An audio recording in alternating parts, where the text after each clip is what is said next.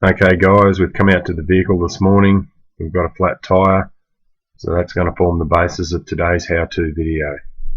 First of all, we need to get our jack together and a wheel brace to undo the wheel nuts with. Now we need to think about where we're going to place the jack. This jack's been put under the bottom leaf of the leaf springs, as it's a nice flat surface with plenty of strength to be able to support the vehicle once the jack takes the weight off the tyre. You don't want to try and put the jack on the curve of the spring or anywhere that can't support the weight of the vehicle, as it will fall off once you take the wheel off or if there's any movement in the vehicle. Now that we've got our jack in position, we'll take our wheel brace and we'll just loosen these wheel nuts off a little bit before we start trying to lift the vehicle up with the jack.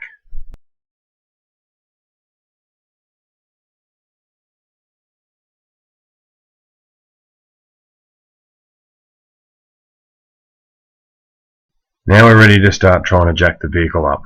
This particular jack is a wind-up bottle type jack.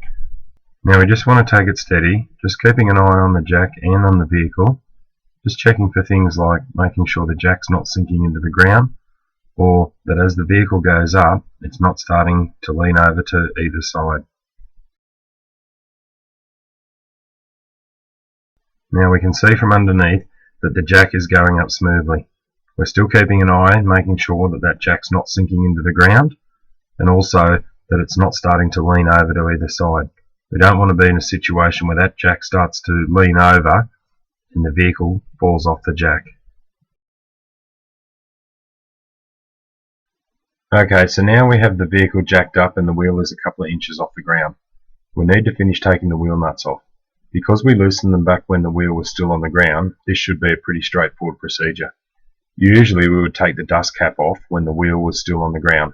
That's the decorative piece in the middle of the wheel covering the hub. But in this case it didn't want to move, so we'll keep undoing the wheel nuts and it'll pop off shortly.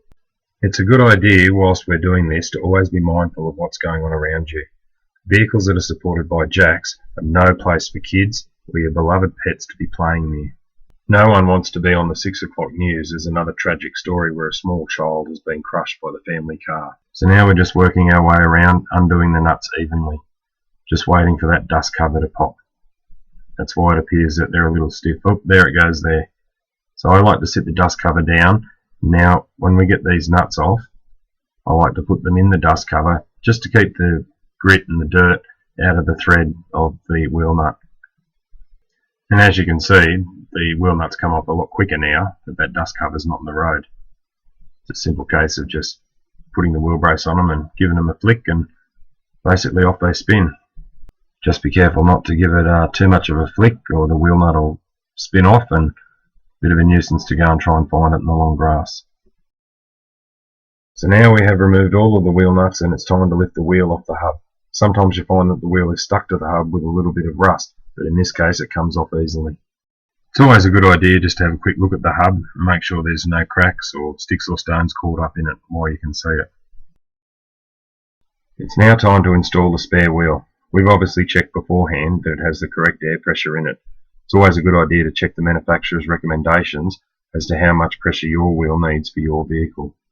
Lifting the spare wheel onto the hub can be a bit tricky as you have to line up the center hole where the hub slips through and line up the holes where the wheel studs come through ready for the nuts.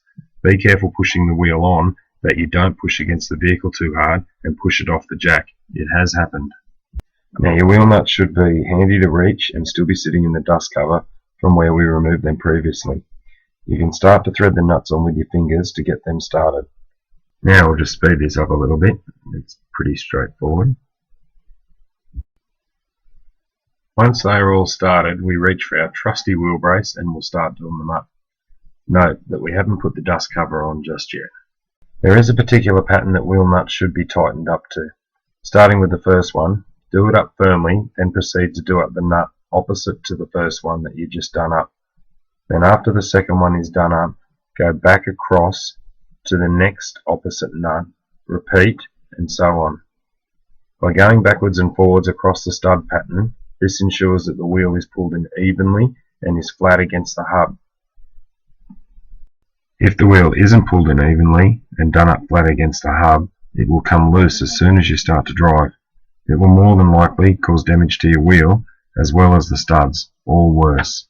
Once this is done, you can then tighten all of the wheels up firmly, being careful again not to rock the vehicle too much and risk it falling off the jack.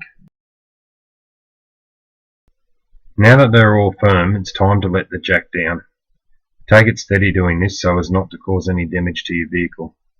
With these wind down type jacks, it's pretty hard to do it quickly, unlike the hydraulic type that have the pressure relief type set up on them. Dropping these quickly can cause the vehicle to bounce and damage them. Once all of the vehicle weight is sitting on the new spare wheel, you can safely pull the jack out.